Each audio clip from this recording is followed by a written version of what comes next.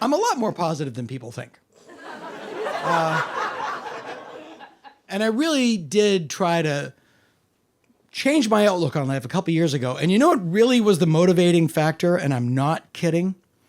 The Mr. Rogers documentary. Did anyone see that? It's called Won't You Be My Neighbor? Yeah, it's unbelievable. The whole premise of the documentary is he's really Mr. Rogers. You know, like he was a tubby kid and he got bullied, but he didn't let it destroy him. And he grew up and he had problems, but he worked through them, and he got married and he loved his wife, and he had kids and he loved his kids. And he was famous all of his life, and he didn't rape anybody, and we don't know how that happened.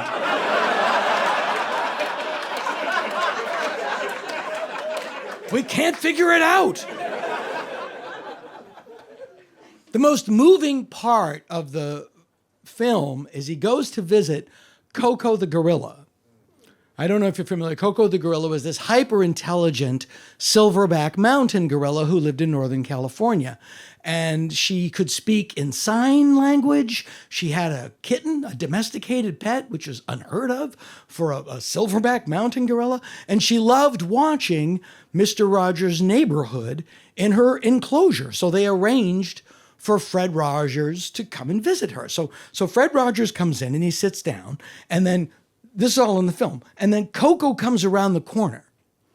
And Koco is the size of a minivan. She's a silverback mountain gorilla. And she comes out and she sits down at his feet and then very gingerly slips off his shoes.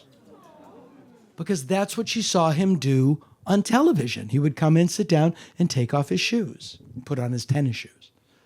And then she signed, I love you. Then she broke his jaw. Chewed his hands.